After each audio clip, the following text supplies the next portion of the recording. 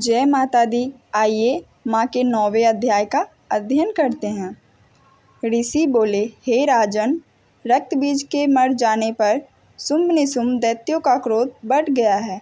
फिर दैत्यों की प्रधान सेना को लेकर निशुंभ युद्ध में दौड़ आया। उसके आगे पीछे दाएं बाएं बड़े बड़े दैत्य थे। वे क्रोध के मारे ओट काट रहे थे। शुंभ भी अपनी सेना के साथ मातृगणों से लड़कर चंडिका को मार डालने की इच्छा से आ गया। दोनों दैत्य बादलों की तरह बाणों की वर्षा करने लगे। अपने बाणों के समूहों से चंडिका ने उनके बाण काट दिए। फिर शस्त्र समूह से उन दैत्यों के अंगों पर प्रहार किया।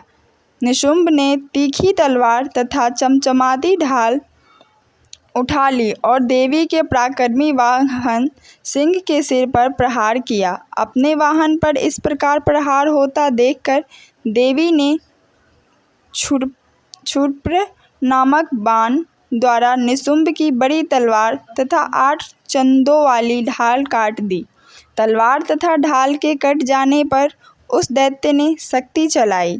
उसके सामने आते देख चक्र द्वारा उसके 2 टुकड़े कर डाले।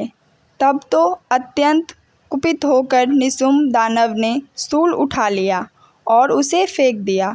देवी जी ने मुक्के के प्रहार से उसे भी चूर चूर कर दिया।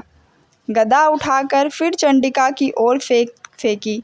देवी ने उसको भी त्रिशूल द्वारा काट दिया और वह भस्म हो गई।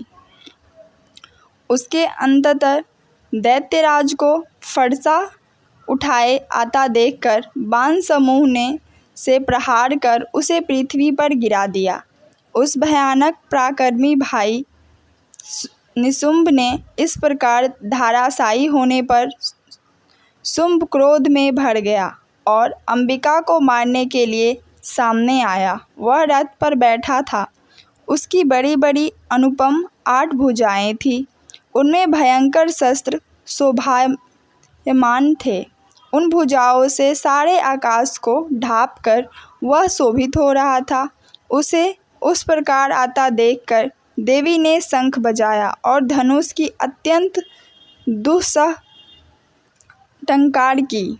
समस्त दैत्यों के तेज का वध करने वाले घंटे का शब्द करके उससे दिशाओं को भर दिया। तब सिंह ने बड़े बड़े हाथियों के महामद को दूर करने वाली बड़ी भारी गर्जना लगाई। उसके द्वारा आकाश, पृथ्वी एवं 10 दिशाएं गूंज उठी। तब काली ने आकाश में उड़कर पृथ्वी पर दोनों हाथों से ताड़ना की कि उस शब्द से पहले के सभी शब्द मंद पड़ गए। तब शिवदूती ने अमंगल रूप से अत्यंत अट्टहास किया। उन शब्दों से दैत्य डर गए। शुंभ के क्रोध का पारा चढ़ गया। फिर जबकि अंबिका ने कहा कि दुरात्मन, ठहर ठहर, तब आकाश में स्थित देवता जय जयकार करने लगे। शुंभ ने पहुंचकर आग बरसाती हुई भयानक शक्ति चलाई। अग्नि के पहाड़ की तरह आती हुई शक्ति देखकर देवी ने अग्नि की भारी उल्का से उसे हटा दिया। शुंभ ने फिर सिंहनाद किया। उससे त्रिलोक गूंज उठा।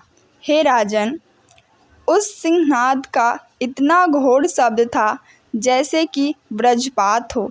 उसने बाकी शब्दों को परास्त कर दिया।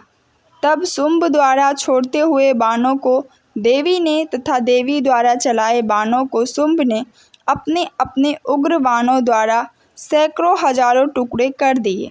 तब चंडिका ने कुपित होकर शुंभ को शूल से मारा।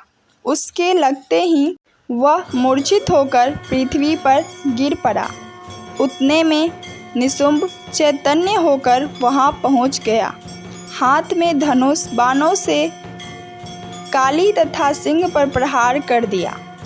उस दानव राज ने अपनी 10,000 भुजाएं बना ली। फिर चक्रों का प्रहार करने लगा।